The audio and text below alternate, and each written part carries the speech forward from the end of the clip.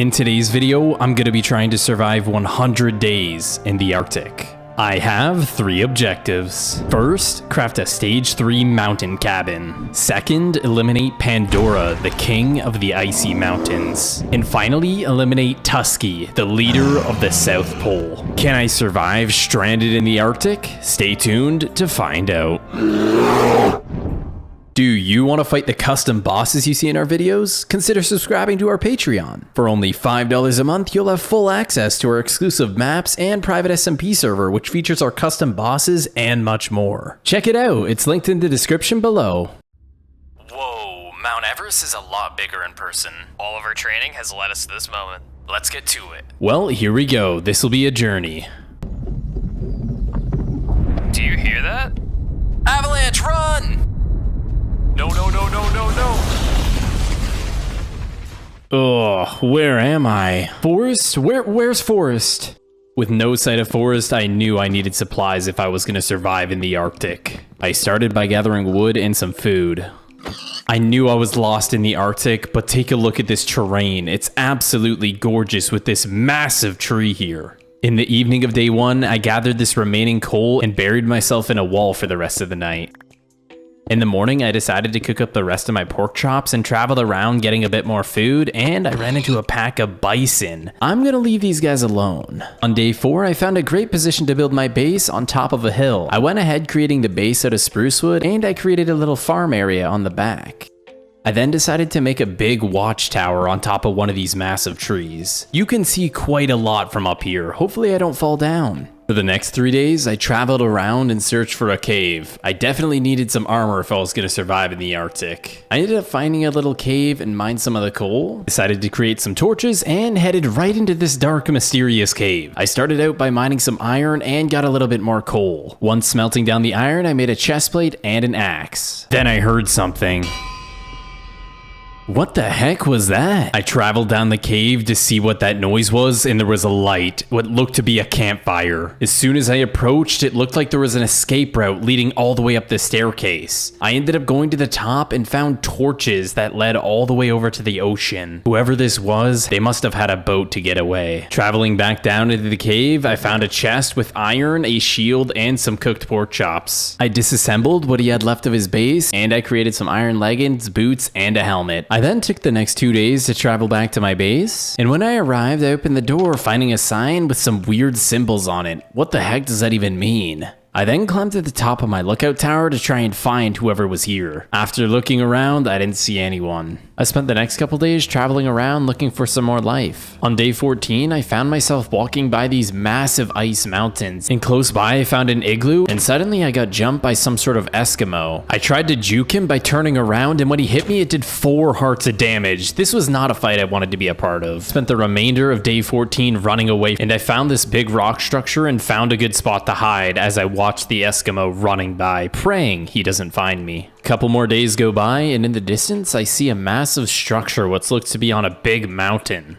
Why is this mountain filled with netherrack and nether brick? What's going on? Once I got to the top, it all made sense. It was some sort of massive nether volcano. What was this doing in the overworld? Before heading into the cabin, I had to eliminate this blaze. Once entering the cabin, I eliminated one more blaze and then harvested all the materials from the interior. For the remainder of the night, I eliminated the magma cubes and blazes. And while I was traveling back to my base, I had to walk past the Eskimo, and I saw him in the distance fishing. So I did what anyone would do. I went under the water as he walked by me. I waited for him to walk into his house, and then I surfaced and ran right by him. That was a little bit sketchy. And on day 22, I finally returned to my base and deposited the rest of my loot. My next objective was to gather the essential supplies that I'm gonna need to craft a stage 1 igloo. I combined snowballs to make snow blocks, and afterwards it creates packed snow. And then I put the packed snow in a circular shape with a torch, and it creates a level 1 ice hut. As you can see, I threw out the ice hut and it started building and formed my stage 1 ice hut. As you can see, it's a pretty cute little base, and it even has some sugarcane on the side. I continued for the next couple of days, gathering all of my supplies and moving them all the way to my ice hut. After moving all of my stuff, for the rest of the day, I created a farm. I needed a consistent food source. As you can see, I finished it up and even added some sugarcane at the front. I went out exploring for the next few days and I found a pack of mammoths. It looked like they were just jumping around in the water until one of them randomly died. As I was watching from the distance, a mammoth charged at me, so I got the heck out of there. On day 31, I was roaming around and I saw this wall and it looked very unusual. It was just a big layer of cobblestone, and when I walked up to it, it was an entrance. As soon as I entered, I got approached by polar bears and they immediately started jumping on me. Holding up my shield prevented me from taking a lot of damage, and I was able to eliminate one of the polar bears, and with just another hit, I killed the other one. It seems like these polar bears tend to hibernate in caves. We should be more careful when entering caves from this point on. Anyways, I secured the rest of the area and it looked like this place had been abandoned. For the next few days, I traveled all the way back to my base, arriving on day 36. I dedicated the next 5 days to caving, and I was walking by all these crazy looking trees. I made my way to the depths of the cave and started mining as many diamonds as I could possibly find. Over the course of the 5 days, I found 20 diamonds, and it took me 3 days to return back to base. I crafted a diamond helmet, leggings, pickaxe, and axe. For the next couple of days, I gathered all essential supplies needed for crafting our stage 2 ice house. I used iron ingots and a crafting table to make a giant crafting table. I then combined packed snow with water buckets to make packed ice, and then I crafted up the stage 2 ice house.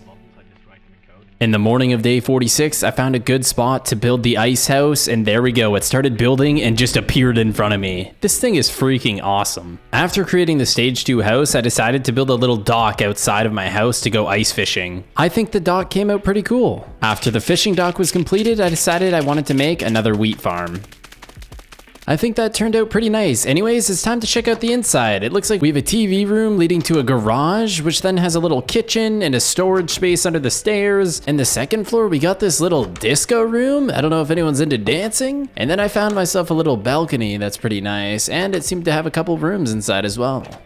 In my house, I realized I still had no potions, so I headed back to the nether volcano in hopes to find some nether wart and soul sand, and I did, hiding on the side. I eliminated a few more blazes and worked my way down, farming all of the soul sand and nether wart. Returning back to my base on day 53. I mined out the entire kitchen table area and created an area to grow nether warts, and decided to make this my brewing area as well.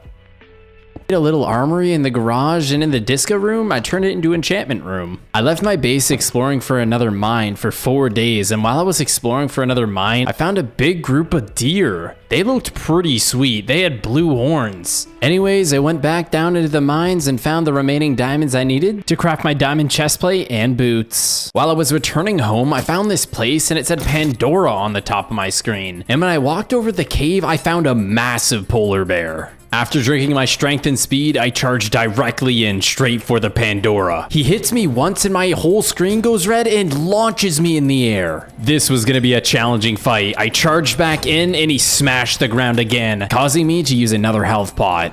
After healing, I went back in and looked at my health and I was back down to half HP. This thing does insane damage. I charged back in for the final time against the Pandora. He smashes the ground and I get the last hit, eliminating the Pandora. It dropped polar bear fur, which I'm gonna use to make polar bear armor. 3 days of traveling later, I arrived back at my base. I started by combining my diamond armor with the polar bear fur, creating polar bear armor. I also combined a diamond sword to create a polar bear blade. Then I went up to the disco room and fully enchanted all of my armor and blade. As you can see, this polar bear armor and blade looks freaking insane. I spent the next 4 days, traveling to this Eskimo's house. You remember earlier he tried to kill me? Well, it was time to get my revenge. I went ahead into his chest, stole his saddle, and the rest of his loot. As I walked outside of the igloo, I looked both ways and got jumped, doing 4 hearts of damage in 1 hit. What kind of weapon is that? It does insane damage. Already going through 3 of my health pots, I block his hit and get a couple good hits in on him. It seemed like every time he was hitting me, I was losing nearly half of my health. I blocked another one of his hits, and after that, I got a couple good swings and eliminated the Eskimo. It took me a few days to travel back to base. Once I was back home, I decided to spend spend the next couple of days gathering enough supplies to create my stage 3 ice mansion. After gathering my packed snow, I made some more packed ice and decided to start creating my stage 3 ice mansion. And just like that, with 2 diamonds on the bottom, I created the ice mansion. Wasn't sure how big this was gonna be, so I went pretty far away and threw it. And suddenly my screen froze and a massive mansion appeared. This thing is ridiculous. Drop a like on the video if you're enjoying so far. Well, as anyone would, I wanted to see what this mansion had to offer, and I walked in and this place was freaking huge. Look at this, we even have a balcony overlooking our other base. Also went ahead and created another wheat farm here and moved my netherwort farm onto the balcony. I have a little chest area here for all my loot and created another wheat farm. For the next few days, I put torches all around the mansion and created new potions. 6 days of traveling through the Arctic, and I finally found a sign of life, a massive lighthouse. When I got closer, text on my screen came up that said Tusky. I had no idea what that meant. As I got closer to the White House, I realized it was a massive walrus boss, and after drinking my potions, it started spitting slimes at me.